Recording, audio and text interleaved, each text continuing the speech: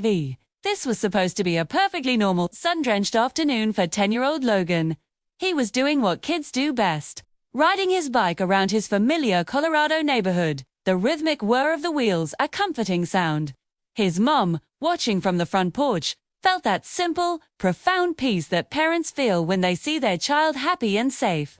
But in the blink of an eye, that peace was shattered. A car, moving far too fast, pulled out from a side street.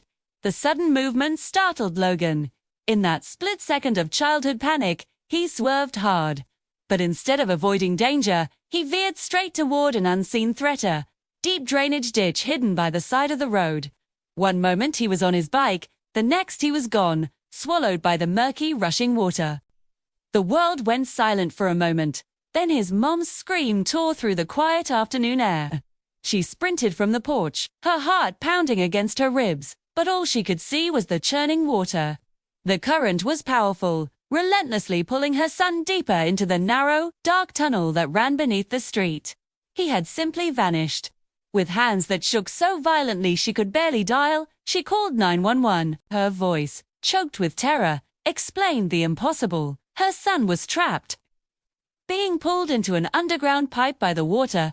On the other end of the line, the dispatcher's calm voice was a lifeline, but every second that ticked by felt like an eternity.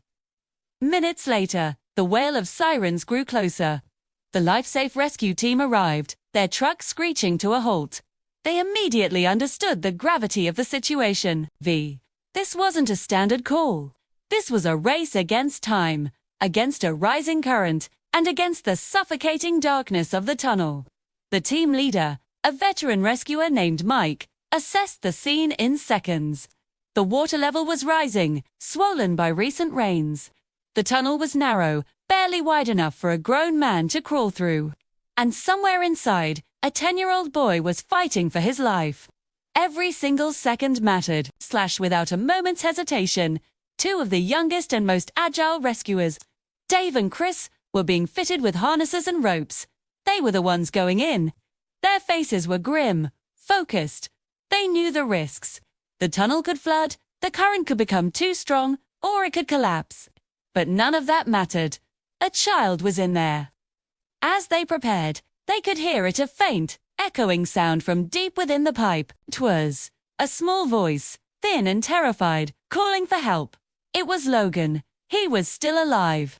That sound ignited a new level of urgency in the team. They had to get to him. With flashlights cutting through the oppressive blackness, Dave and Chris lowered themselves into the cold, rushing water and began to crawl into the mouth of the tunnel.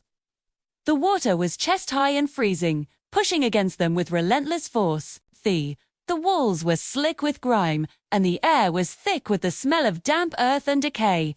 Inch by agonizing inch, they pushed forward, the ropes tied to their waists, their only connection to the outside world.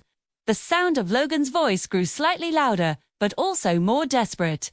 It was a beacon in the dark, guiding them deeper into the earth. Dave shouted his name, telling him to hold on, that help was coming. They needed him to know he wasn't alone. The tunnel grew narrower. They were now on their hands and knees, the concrete scraping against their gear. The water was still rising, the space to breathe shrinking. It was a claustrophobic nightmare, a scenario where one wrong move, one moment of panic, could trap all three of them forever. But they kept moving. Then, their flashlight beams caught something. A small shape, huddled and shivering. It was Logan. He was soaked, his face pale with terror, struggling with all his might to keep his head above the rising water. He was pressed against the side of the pipe, his small hands desperately trying to find a grip on the slippery surface. When he saw the lights, a flicker of hope crossed his face. "Help me," he whimpered. "We've got you, buddy." "We've got you," Dave yelled over the sound of the rushing water. He reached out, his gloved hand closing around Logan's small, cold arm. The grip was firm. It was a promise. While Dave held onto the boy, Chris, behind him, tugged 3 times on his rope, the prearranged signal to the team outside. "Pull, pull now," he screamed. Slowly, carefully, the team on the surface began to pull the ropes. The journey back was even harder. They were moving against the current, dragging the weight of a terrified, waterlogged boy. They moved backward, inch by agonizing inch, never letting go, shielding Logan with their own bodies. It was a slow, grueling retreat from the darkness. Finally, they saw it, a growing circle of daylight. As they emerged from the tunnel, gasping for air, the world erupted in a flurry of motion. Logan's mum, who had been watching in breathless agony, let out a cry of pure, unadulterated relief. She ran and wrapped her arms around her son, holding him so tight it was as if she could fuse him to her. He was safe. He was alive. Logan survived the ordeal with only a few scratches and bruises, a testament to the speed and skill of the rescue team.